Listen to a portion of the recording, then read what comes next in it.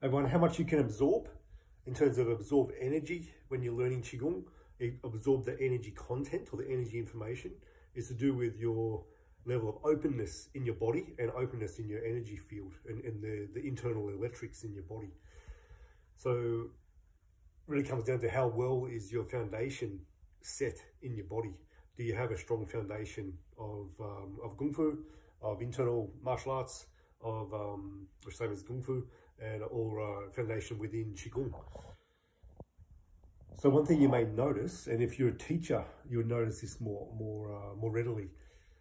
So if you think about something like intellectual learning of something, so you're in a class, so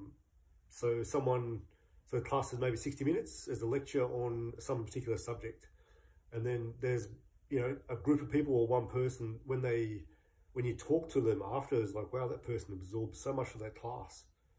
They're like 80% they were able to recall and understand in that one session. Then other people, if you talk to them, they're like, wow, it's almost like they didn't even listen. They got 10 or 20% out of that. And it's to do with the people who can remember well. It's not just the indenting memory that can help, but it also needs a level of understanding too, to really absorb the information and make it usable. So there's a level of foundation within that, that subject matter already.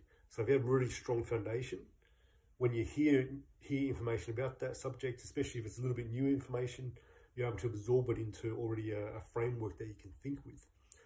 So that's in terms of even just an intellectual pursuit. So when it comes to Qigong, because you're learning to really feel and absorb and move energy, you're learning the dynamics of energy. So it's physical, it's emotional, it's spiritual, it's mental, it's all energetic.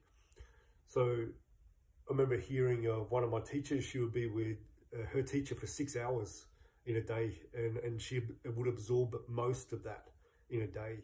Whereas someone who didn't have the training like that, no way they could absorb that. So it's to do with how well her foundation is set, how open her energy field is, how ripe her mind is to understand a certain thing. So when you, and where this is really useful is if you want to go overseas to learn from someone overseas, like a teacher, get as much foundation, particularly of that teacher before you go. So, so if that teacher's got DVDs, got courses, learn all that stuff, because by learning through their course, you get to understand how they think, how they teach, and gradually when you are learning with them, you can get a sense of what they're really expecting, what they're building here, and you get a lot more out of the trip. Okay, so the thing is, when you go overseas and you go learn from someone, it's a great experience and it's awesome most of the time, unless you get sick or injured or whatever. Then it can become quite a waste of time. Where I would totally recommend you learn some techniques of how to heal yourself too before you go. So when you go over there and you learn the skill sets, make sure you film things. You film what you learn each day and do a review at the end of each day. Make sure you do that, because when you come back and if you want to teach it, someone asks you a question, you go, I'm not quite sure, and your teacher's not there to answer it readily. So the more you can film, think about the training while you're there, the more you can absorb, and you'll absorb better the next day, and you'll have questions that are ripen in your mind and ripen from your body that you can ask the teacher about, and you film that as well.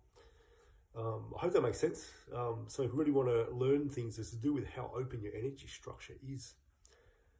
So energy structure that's not very open, in terms of the foundation hasn't been set, and there's just closure, there's blockages in the system, what it'll come across as someone just can't pay attention long enough.